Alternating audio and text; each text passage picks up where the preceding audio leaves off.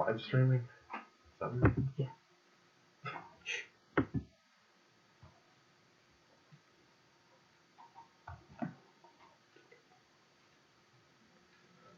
Oh, hello everyone. Sorry for that little bit of a delay there at the start. Welcome to our first show of 2019 for Radio Kurt. I'm Joseph Rapp. I'm Nelson Ulinski, and this is our St. Patrick's Day special. Yes, the first show of 2019.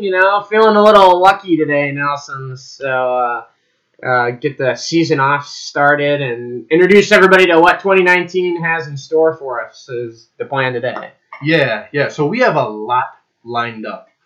We're gonna talk about a lot of returning faces to the local racing scene. We're gonna be talking about some big races this year. It's the 25th anniversary of the Rock Island Grand Prix. Yeah. And then some exciting rule changes, particularly regarding tires. Yeah. Which might not sound like an exciting thing, but trust us, this has huge implications for not just the local scene, but the Midwest as a whole. Yeah, and we also have some new and returning faces to talk about, some rookies to talk about as well, Nelson. And a certain YouTuber will be coming into conversation in this show as well, and how he can possibly promote the sport of karting and help grow karting in general. So a lot to talk about in this episode. It's going to be a fun episode. Yeah, so what do you want to start with? Let's go ahead and start out with the schedules for Davenport Kartway and 61 Kartway. It's looking to be an interesting year of schedules, and first off the bat, a big schedule change for Davenport Kartway. Yes, definitely. So, in the past, they always ran exclusively midday Saturday, unless there was a very special event. They had a few events midweek, Wednesday night over the summer, and it seems like they're kind of taking that and kind of turning that into their new basic schedule, I guess you could say. Everything will be run on a Wednesday, except for, what is this here, 3? Yeah, it looks like about four races. They'll be going Saturday through Sunday, and there'll be a whole weekend deal. But as you mentioned, Nelson, the Wednesday deal, a big change for them. We're kind of concerned, you and I, on whether this will be successful or whether it'll flop. It's kind of hard. We feel like to make Wednesday racing will work for a lot of people. Yeah. Now, before getting into Wednesday in particular, another really unique thing that they're doing is they're kind of breaking it up into a few different championships, if you will.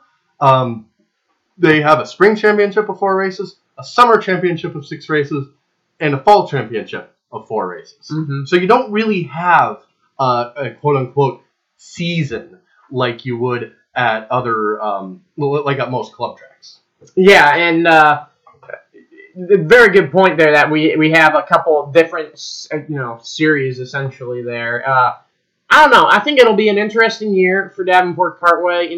I think they had a decent start last year with their numbers. Obviously, we did the Wednesday night specials there for a couple races, live broadcasting. Yeah. And, stay tuned because we may be game to do something like that again this year more often since races are going to be on Wednesday nights consistently. But just a little worried about those driver numbers and getting enough drivers there for it to be an entertaining show for everybody. Yeah. So in that regard, I can see this being a dual-edged sword. Mm-hmm. This could either work really well or it could flop. Wednesday night is an interesting time. Yeah. For me, that doesn't really work to go racing because I pretty much my work schedule and whatnot. Mm-hmm. But at the same time, for people that have a work schedule different from mine, that could work perfectly. Yeah. And if you're also trying to work at race at 61 Kartway, this could really play to your advantage then, because in the past you would have to race Saturday, turn the kart around in a few hours afterwards, go to sleep, wake up, and haul it off to 61. Being midweek like this, you've now got some time to turn the kart around.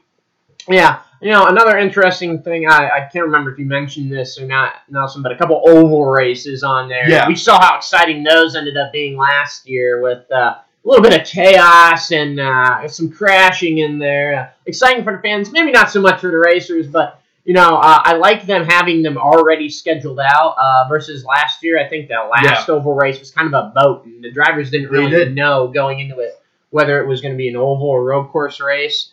So this way, the drivers will know ahead of time for sure what each race will be, and that's always good. Interesting note, I remember talking to Kevin Williams at the end of last year about a possible track configuration change. We'll see if that happens. I kind of liked the configuration they were running, but it's always kind of cool to see track configuration change. That's one of the things Kevin can play around with his particular setup, is that he can change the way his track runs at pretty much any point in time. Yes, that is definitely a huge advantage to having this quote-unquote parking lot track, which you could kind of say, oh, it's a parking lot. It's not a real racetrack. But from an event organizer standpoint, you really get to play around with your layout here. I mean, already we've had the standard road course, and they could easily turn that into an oval.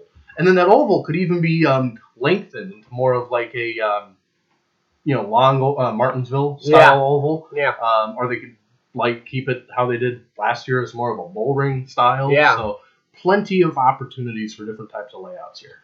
Yeah. So moving on then from Davenport Kartway schedule, we'll move on to 61 Kartway schedule, which is very similar to the way it was last year, except one less race, and it has a new title to it as well. You can't see it here, but it's the I believe Hoosier Kart Sport Championship Series, something like that. Yeah, isn't there some Margay sponsorship thrown in there too? Yeah, I believe there is a little bit of Margay sponsorship thrown in there too. But 2019 schedule listed here, and kind of scary, Nelson, because we're less than a month away from the beginning of the race season. I don't know. I'm almost ready for it. I'm looking forward to it. I'm mentally, physically ready for it. My go-kart, maybe not right now. And I know a lot of you have the same feeling. The true March Madness, as they say, is preparing for a race in 1 month that you knew about 6 months ago, right? No.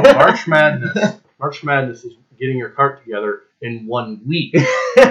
But for a race you knew about 6 months ago. I wonder how many of our listeners will be doing that this year. But as you can see, 2019 schedule, April 14th will be race number 1, and we'll run through October 13th, hopefully no longer than that, but the rain makeup date for the 61 Challenge in the fall, if need be, on October 20th. A couple of interesting races to note here. Nelson, the Margay Ignite Challenge. Once again, Margay's Ignite Series will be coming, and we'll have that race that weekend and a club race on that same weekend. So hopefully we can get some of those guys to stick around again and race with us. Yeah, Margay Ignite Challenge on Saturday, followed by regular club racing on Sunday. And the week right after that, we have our mid-season double points race. And that always seems to draw a pretty decent crowd. Yeah, the mid-season race, as we always know, very important for the points battle. Last year, it actually ended up playing a big role in our points battle for the season because the double points ended up being just enough for a certain someone to stay ahead of a certain someone. I didn't even need to finish well. If I had just entered that race, I would have gotten second in the championship. Yeah. But whatever, past is in the past. It's a new year. That's going to be different. It'll be interesting to see how that race affects things again this year. And then always a very fun, cool race. This is when we'll have our Pack the Track event as usual. But June 21st, KHMR race at 61 Kartway, the memorial race for Kristen Hanera. Very emotional race for Nielsen family, and always good to get as many people out there and support that memorial race as possible. Yeah. And then the week after that, we have Cup Karts North America making their return. Any word on that, if that's going to be a night race? I'm not 100% sure if it's going to be a night race. I thought the night race went pretty well last year. I think a lot of people liked it. The only issue I think they had is they had it at a time of the year in which it took us so long to wait for the nighttime to get there. That is true. So my guess would be that based on when they scheduled it this year, it may not be a night race. We'll wait and see for further announcements. I mean, I thought it was cool last year, but I can understand if they don't have it as a night race. It was a long, hot day last year. Yes. We'll see how it works out. But yeah, that'll be a fun event. Also, Cup Karts North America shrinking their schedule down into one series again. 5 races in total, I believe, including Grand Nationals, and they'll start off Spring Nationals at Concept Haulers Motor Speedway that first weekend of May. So Yeah, you know what? If we haven't already, we should talk about that schedule. Yeah. Actually. But back to 61 though. Vintage Series also makes their return here, which is always a fun time to see those old karts. That would be the September 19th through 21st, so a Saturday night of racing with the old karts. Yeah, always fun to watch those guys lean over in the corners and try and make those karts turn. Of course, for all your vintage karting stuff, you can tune in the Racing Psychics YouTube channel. Sean Well always has good material up there for people to look at for the vintage karting side of things. Always cool. Oh, they're always so shiny. I always wonder, like, how did they get those chrome gas tanks? Like, that's pretty stylish, Nelson. But, we'll wrap things up with the 61 Challenge at the end of the year, which has kind of become a classic here over the last 5 years. Oh, definitely, yeah. So there used to be a spring challenge as well, but it's all essentially been just consolidated to this fall challenge, which is a great way to kind of round the season out. You got guys coming from all over, got some guys coming from Wisconsin, various parts of Illinois. So yeah, fantastic to see people from all over the region coming to round out the season in what's usually a really large grid of high talent. Yeah, a very high talent, if I can say so.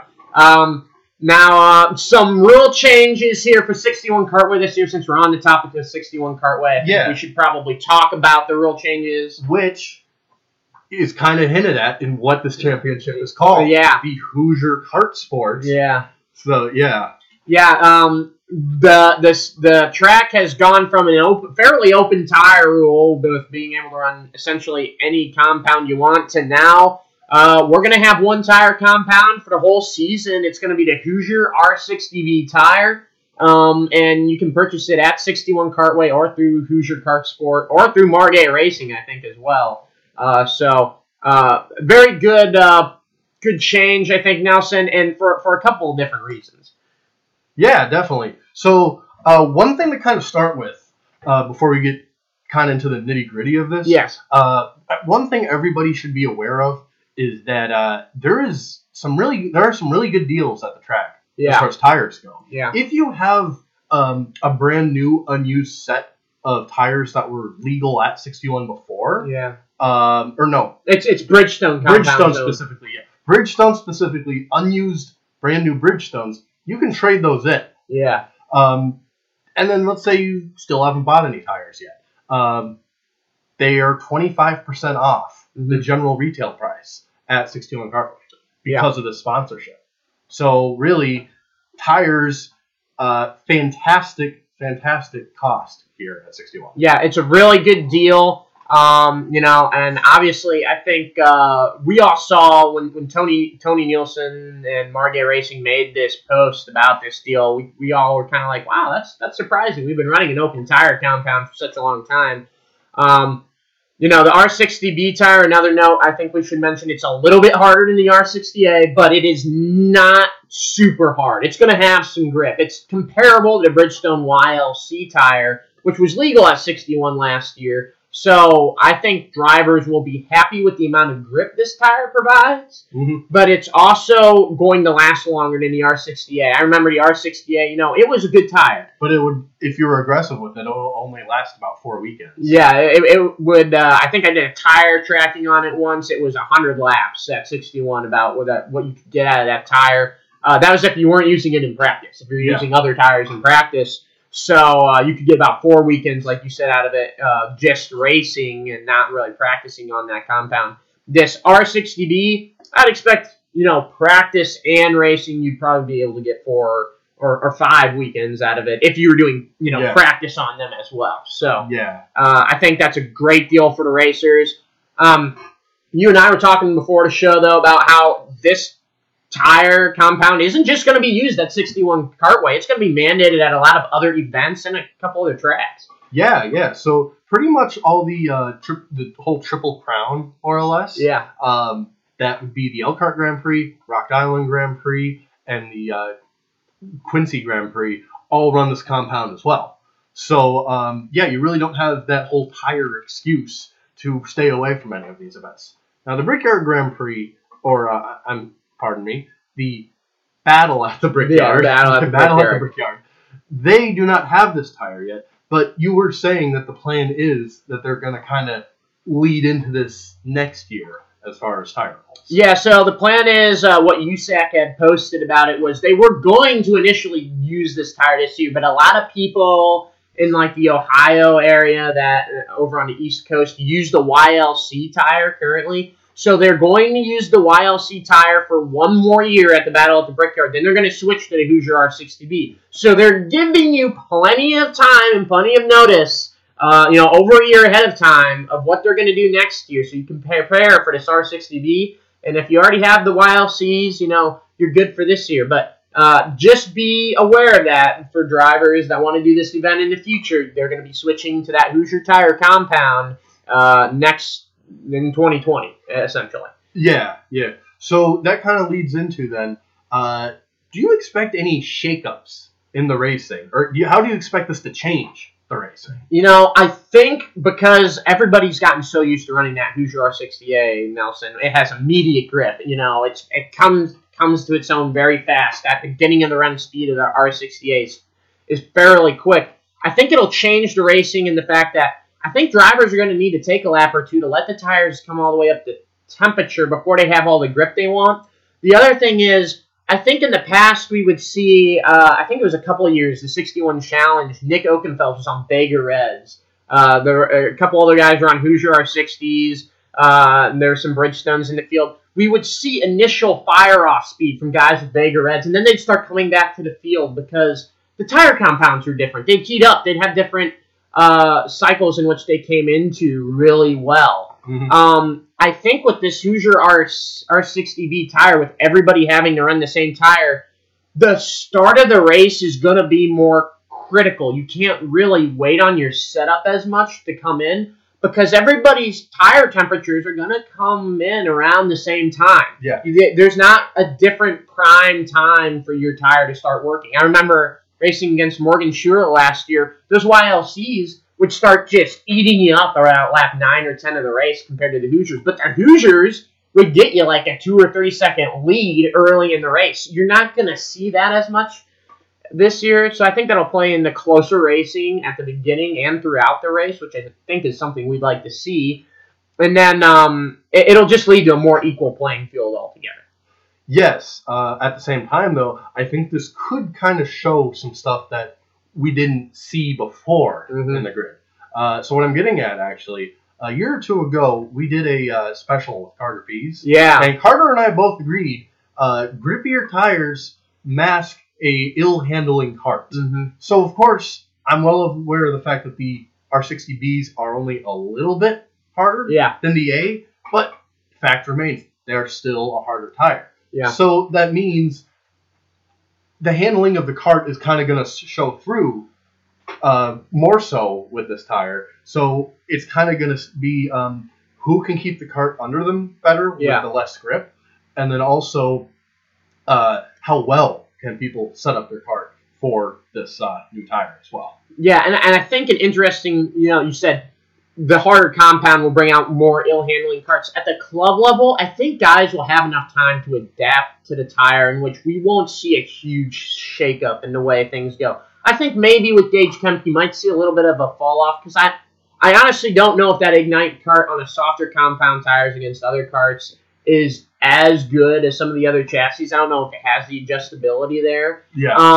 And, I think Gage has proven us wrong well enough in the past that he is able to drive that cart very well in comparison to a lot of other people. So it kind of fits his driving style. So we may or may not see a little bit of a change there. But I think where we'll really see the changes is like the street courses. Very limited track time. you're gonna have to adjust to this hard tire on these rough surfaces, smooth surfaces, just very different atmospheres of racing than you normally have to, Nelson. Yeah, definitely. A couple of other notes in the schedule here for 61 Kartway. All the gaps in our schedule are for like Quincy Grand Prix, Elkhart Grand Prix, the Battle at the Brickyard, Rock Island. There's no racing on those dates, so you can go and run those races. Like we said, pretty much the same tire compound for all those races, except for the Battle at the Brickyard and the 206 Cup, or I guess Cup Karts North America. Those will be the only races at 61 affiliated races that'll have different compounds. Yeah. So would you want to talk about, speaking of Cup Karts North America, would you want to talk about the schedule there? Yeah, we'll take a look at Cup Karts North America page here, and actually they have a really good tire deal going on too right now with their Vega Red tires. They have I think it's $90 for a set of tires if you're a racer that's only raced once or twice in the past 2 years. So if you go to Spring Nationals, it's $90.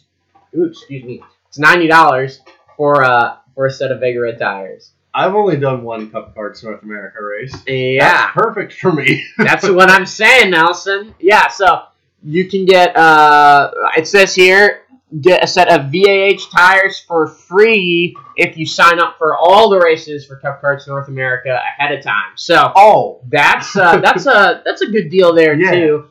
Especially for guys like Justin Wishart, who we know is going to be racing the whole series. Possibly Nick Oakenfelds will be doing a lot of racing there. It's a good deal on tires. Yeah. So, onto that schedule. We have talked about this in the past, but they have combined what used to be two separate regions into one again. And we've said that this is a good first step in kind of bringing back grid sizes. Yeah. So we essentially have 5-6 race championship, depending on how you want to look at it. You want to take this away, Joe? Yeah, so the first race of the year will be the Spring Nationals. They're expecting it to be a really big event like it was last year. Last year, this race was the combined race for the two separate divisions of Cup Karts North America. This year, obviously, only one division. Concept Haulers Motor Speedway in Sheridan, Illinois. A personal favorite track of yours and mine. We really like going to that track. It's interesting. Not a lot of grip normally on the harder tires, so it's always interesting when Cup Karts comes around and lays some rubber down on that track, how it changes the racing. Then they'll move on to Michiana Raceway Park, which is in New Liberty, Indiana. This was a track that had actually discussed for their weekly club show moving to the R60B as well. They have decided to stick with the R60A, but the Cup Karts will be rolling in there, and that's a pretty fun course. I've never been there, but I've watched some of the racing on YouTube. It's pretty interesting. Then they'll be going to Dowsman, Wisconsin at Wolf Paving Raceway, and that's a personal favorite track of mine. They added that new section on the backside, fairly flat. I've always run well there, which is why it's probably a personal favorite of mine. Then they'll be coming to our hometown, 61 Kartway. I imagine you and I will be planning on running that show, so that'll be a fun time. And then they'll head to G&J Kartway in Camden, Ohio, and I believe Anthony DiMaggio plans on running that race this year. So our Northeast radio karter out there planning on running that. He's been slacking a little bit on the material lately, but we'll give him some slack. He's a new college boy, so... but yeah, and then they'll end the year with Grand Nationals October 5th through 6th at Newcastle Motorsports Park. That is before our 61 challenge, so no conflicting dates with that this year, which is always good to see. Yes, definitely. So that kind of rounds out our schedule talk, more or less. What do we want to talk about next? I know we had some newcomers. Well, yeah. We've got some big news, I think, as far as the racing scene goes this year. A guy moving up from the Junior 2 class, Ashton Wheeler. It'll be interesting to see how he transitions to the senior class this year. switching from his Margay kart back to Coyote after taking, I think, 2 or 3 years there on the Margay Ignite machine. I've raced around Ashton. You and I both raced around Ashton in the Halloween Grand Prix a couple times in practice. Yeah. I mean, he's really a knowledgeable kid when it comes to what he's doing on the racetrack, I feel like. Yeah, so, and I think, Junior 2, aside maybe from some weight differences, is not that different from the senior category from a technical standpoint. So I'm expecting him to kind of adapt quickly to the change, and I would not be surprised if he is a very solid midfield driver right out of the gates in that category. Yeah, I think we look at Gage Kemp last year making the transition to the senior 206 class, and I think that shows us how good the competition is in the junior 2 class. He came right out of the gate, and he was able to compete with the front runners in the senior class. Did very well at 61 Cartway.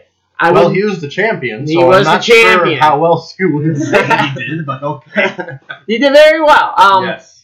He did a lot of growing. We saw him grow throughout the year. There were some complaints about him early in the year, maybe blocking a little bit, and he got rid of those bad habits as the year went on. He's still growing as a driver, obviously. We all are. And I think it'll be cool to see Ashton Wheeler make the transition and race.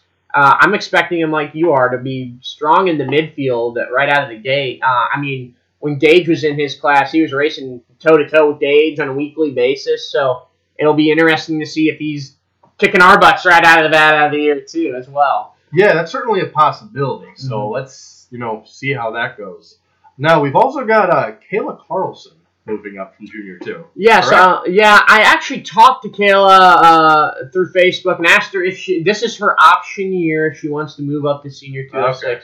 And I was interested to see if she was going to move up, and she said no. She's going to stay at the Junior 2 class for one more year. So we won't see her in the Senior 206 class this year, which I'm kind of disappointed in because I always like having another person to race against. Yeah. But it'll be fun to see how she continues to develop in that class. And, last year was her first year at Rock Island, I believe. So it'll be fun to see her return to Rock Island in that Junior 2 category as well. I think part of the reason for sticking in that Junior 2 category is the Rock Island deal. She wants another year to kind of get under her belt, not racing against a field of 40 or 50 karts, racing against a field of, 9 or 10 junior karts is much more controlled and much safer for your second year out there. I think it's definitely, yeah. So we might not have that many moving up from Junior 2, but we definitely have a lot of returning faces that have previously raced with us at 61 Cartway.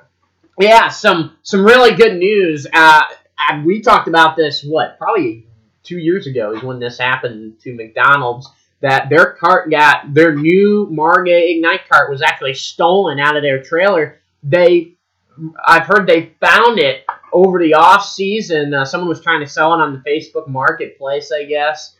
So they got that cart back. And from what I hear, both Thor and Odin will be making a return to 61 Cartway, which I think you and I are really happy about. Very much so. Kind of the first part of reuniting the old group from Sprint Kart Speedway. And I just love the McDonald's because they did so much for me when I got started in karting as far as helping out, and they're just really nice people. Oh, definitely. And not only are they just really nice people, but they're really fast and really hard competitors, too. Like, they'll give you a good fight on the track, too. So not only are they friendly to you off the track and help you with your problems, but they're really going to give you a run for their money, and you'll have a great day racing them on the track. Yeah, it'll be cool to see them back at the track. Looking forward. I'm interested to see, Odin was kind of, when they stopped racing, kind of in a transition of actually racing in a regular senior class. That was really the first year at 61. What was that, 2017, that we had a good-sized senior 206 class field. And it was going to be fun, I thought, to see him develop as a driver. We didn't get to see that, play out all the way through. Now he's taking a year off, so it'll be fun to see him redevelop as a driver over the course of a year and make some progress as well. But, Thor, like we said, always a hard competitor on the track. He's always putting stuff together at, the last minute. So. Yeah, but he makes it work, though. He always makes it work. Just super excited to have them back at the track. There have been rumors that the Owenses may be coming back. Well, we'll see what happens there. I know Jason was talking about trying to get his 2 younger kids back into karting. I don't know what we'll see with Christian. I'd love to see Christian Owens again. It's been a long time since I've seen him. But it'd be cool if they were able to make it back to track, even if it was just for a couple of races. Yeah. And then I actually got a message on Facebook about a week ago from Joseph Hall that he will be he's thinking about getting a Briggs 206 and possibly coming and running some races with us. So it'll be really cool to see good old Volvo Joe, as we nicknamed him, coming back to the track. I kind of want to ask you, Nelson, what do you expect this will change in the racing that we see? How will this affect things if we see some of these returning drivers come back on top of the drivers we already have? On top of the drivers that we have moving up from top of that. Yeah. Man, I don't know. It's interesting because all of these drivers have kind of had have established their running order more or less from when they raced. But it was such a while ago from when some of these guys raced. Some of these guys are absolutely brand new. So I think that we have a huge question mark as to how everybody is going to run in relation to one another. Yeah. Because we had Thor McDonald, who consistently dominated the field at Sprint Car Speedway. And then he won the championship in 2015 at 61 Cartway as well. Yeah, but there wasn't that many clone competitors. Right. Yeah, and then when he got his 206, he seemed to be having a bit of an interesting time, I guess you could say, getting that under him. I mean, he wasn't slow by any means, but he wasn't really dominating races either. Yeah. So we got that. We see Ashton Wheeler being a dominant force in Junior 2. So how is he going to kind of slot in with everyone else? Volvo Joe definitely had some decent speed back when he raced. But so do all these other people we've been talking about. Yeah. So I really think we could see a lot of really, really close racing. Yeah, I think heat races especially will be really interesting because part of the problem at 61 Cartway is track position a lot of times. There's not a particularly long straightaway in which you can just draft by somebody. Yeah. And so we get into these heat races sometimes and everybody gets kind of bottlenecked behind somebody, not because they're like slow, overly slow, but they're just fast enough to keep people behind them. And it gets people impatient. And so we may see some desperate moves in 15-car fields if we get that many at a race. Of people trying to make up track position and get out of the hornet's nest in the heat races. I think heat races are going to be a huge topic of discussion this year, and where you draw in a heat race is going to have a huge effect on how you're able to get through the field. You were talking about guys with speed. The speed from 2 years ago is not the speed we're running today at 61 Cartway. Oh, yeah. We thought a fast lap time 2 years ago was a low 51-second lap time, and we have migrated between you and Morgan, Gage, myself, Nick, everybody, down to a 50.5 being, the track is having a mediocre day, to a low 50 being that's a fast day at the track. Yeah. So it'll be interesting to see if these guys are able to pick up on some of the adjustments they need to make to get that speed out of their karts, or if they're just going to need track time to be able to push those limits of their karts.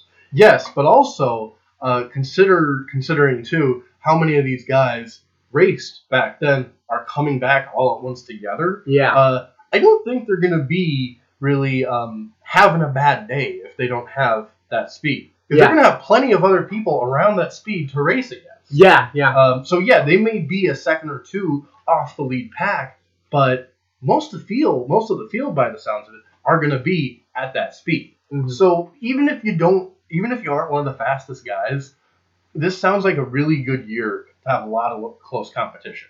Yeah. Another driver I really wanted to talk about, Nelson, was Max Geitzenau. We saw him move up to the senior class last year. I was watching some video a couple days ago from the beginning of the season to the end of the season, and he had really gained some speed throughout the season. I don't know if his awareness of everything that's going on around him is 100% there yet, but his raw speed has certainly improved over the past year, and I think we could see him in there mixing things up as well. Yeah, definitely. Which I haven't heard much from him. Do you have any idea what the Geitznauer's plans are for this year? I would assume they're planning on racing. I haven't talked to them at all since the banquet, but I would guess that they're planning on coming back. Well, I guess we'll find out at the beginning of the season. Because essentially last year, Max kind of took over Scott's seat more or less in senior. Yeah. But I don't know. I've always kind of felt that maybe Scott is kind of trying to plan his comeback, and that we can see both of them in senior duking it out together with everyone else. Yeah, and if so, that would just be another cart to add to the senior class on Sunday. I mean, we're talking some big numbers, I think, here. I think 3 or 4 more carts than we had last year, and I think we had close to 10 carts on a regular basis last year. Yeah. If I'm remembering right, so we could see. I know you were calling me a little bit of an optimist for saying this earlier, but I think we could see about 15 carts average throughout the year. Yeah. So the way I was looking at that is that you were right. Average, we probably did have about 8 or 10 last year, but as an average. Yeah. On a bad day, we would only have between 4 and 6 cars. Yeah. I feel like we're not going to have as many days like that. No. And a bad day for us this year will be like 8 cars. Yeah. But to consistently say that we'll be getting 15 cart fields, I'm not sure I agree with that. I think we'll be regularly seeing like 10 or 12 perhaps. Yeah, but I think an important note about that too is that they have said, if we get over 10 carts, they're going to pay $50 to the winner of the race. And then, hey, check, here I come. You get to break even on your racing, folks. It means you get to race for free. But, I think, John Shaw is another guy who's going to race intermittently. I think we're going to have a lot of days where we're going to see some guys that don't race regularly. Tony! Man, if we can get Tony out there racing with us one of these races, that would be a fun time. I mean, I know the racer in him wants to, unfortunately, he has freaking track responsibilities. But I'd like to see him race. We haven't even talked about Chad Peppers at all. The guy who dominated the first couple races last year. I just think the competition, I think, is going to be really similar to how it was in 2017 when we had a lot of different winners because we had a lot of different people show up. They just were never there at the same time. So I think it'll be similar to that year, and I think the fields will be just a little bit larger every race. Yeah, and another thing, too, to consider is that, kind of building off what you're talking about, we have mostly been talking about full-timers, mostly. Yeah. We have people like Hall, like the McDonald's, like Wheeler, that would be there every weekend. Mm-hmm. Of course, there are a collection of guys like Chad Peppers and John Shaw who will be racing a handful of weekends. Yeah. Like, they may only make it out a maximum of 5 times for a race. Yeah. But that's still going to contribute to that number. Yeah, I mean, I look at Aaron Dunn as another driver who comes for about 5 races a year. I think she made more than that she last year. She actually made, I want to say, 2/3 of the races last year. Yeah, so there's another pretty reliable driver, we can race against. I think Morgan Schuler will be racing at a lot more of our club events this year than he was last year. Which actually, I had forgotten about this, but speaking of Erin Dunn, I was actually talking with her a few days ago,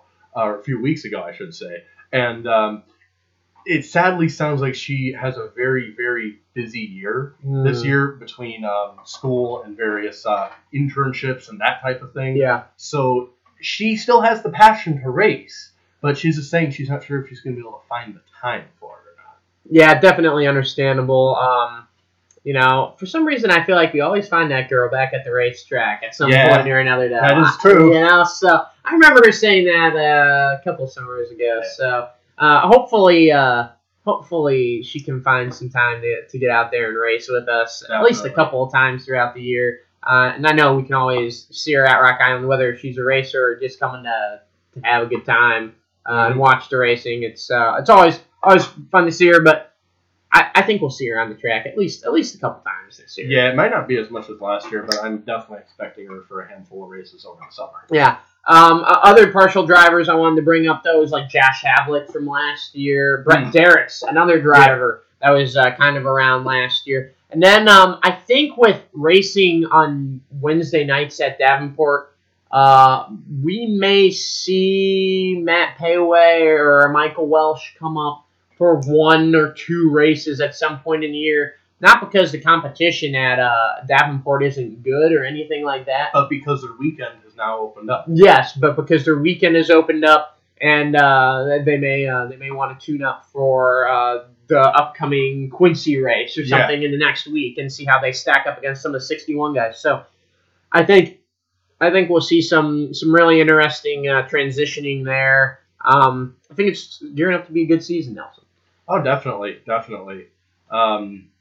What else we got to talk about? Oh man, well it's been a full show already, but I don't know if we want to talk about this now or if there was another topic we had to talk about. But let's go ahead and bring in an interesting YouTuber that I know you and I follow very frequently. I don't know if a lot of our other viewers do, but his name's David Land. He does a lot of IndyCar stuff on YouTube, which is why I know you follow him. And he's kind of expanded into more motorsports over the last year. He does all sorts of motorsport. So this David Land guy, he's kind of a motorsport commentary channel, if you will. He often reports on a broad range of motorsports, everything from F1 to IndyCar to NASCAR to sports car racing. Yeah. He's very passionate, very knowledgeable about it. He also has a mild interest in karting. Yes, and we saw that mild interest come out last year in the Battle at the Brickyard. He raced. He did a vlog on it. It was really well done, put together vlog. It was really cool to see because David Land has a lot of YouTube subscribers. And that video got over, I think, 20,000 views on his YouTube channel. And I just wanted to discuss him because he has an interest in karting, and I think he's a really good thing for the sport, Nelson. Definitely. And I just want to go back to kind of what I was saying about his channel. Yeah. Not only is he one of these commentary guys as far as racing goes, but he is probably one of the most well-known commentary guys. Yeah. He has, we talked about this before the show, something like 40,000 subscribers. Yeah, I think so. Yeah, which may not sound like a whole lot compared to a lot of more mainstream YouTube channels, but as far as the general motorsport or even motorsport commentary community goes, this is a moment I've dreamed about all of. A very large following. So he's certainly a very influential figure in the racing community. So the fact that he's able to kind of give this insight onto karting is fantastic. Yeah, he's able to reach a broader audience than, like, say, you and me are able to reach, Nelson. A lot of the people who tune into our channel or our show are interested in just karting. They're kart racers already, and which is fantastic. I love talking to people about karting. I love being able to inform people of what's going on out there. But if we could get David Land talking about karting, there's a broad motorsports world out there that can say, hey, maybe this is for me too. Maybe I can get into karting. Maybe this is something I should look at. And I think he can help grow the sport in a lot of different ways. He went to the Battle at the Brickyard last year. I'd like to see him go to Quincy in the Park or Elkhart or Rock Island and see what he has on, like, the streets.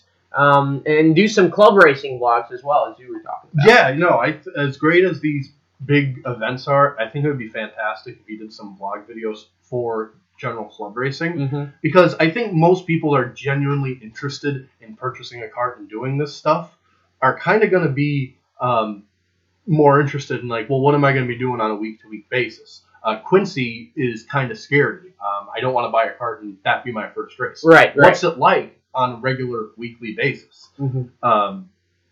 So I really think he kind of has this opportunity to educate people about this. And like I said before, he's a very knowledgeable guy. He's very passionate about racing. He is certainly the type of person to, he's like the ideal person to kind of push this type of stuff.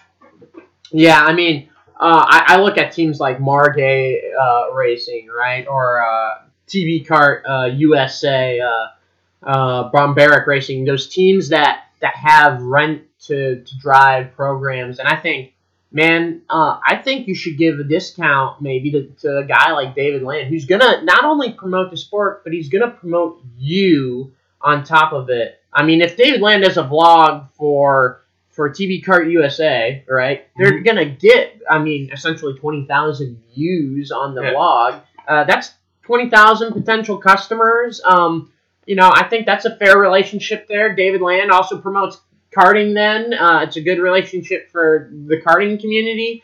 I'm not saying just give him a free ride, because that's hard for karting teams to do. But maybe help him out with sponsorship, because I know he was very grateful to his sponsors at the Brickyard vlog he did. I don't know what your thoughts are on that, Nelson, but I just think we need to give this guy a shot in some kart races and get him vlogging about the sport a little bit more, which it sounds like he wanted to do from his 2019 year preview video that I watched. Yeah, no, definitely. Some kind of sponsorship like that, or you know, just a alliance or whatever you want to call that. Yeah, it'd be fantastic. Well, I guess this is kind of almost the end of our show here.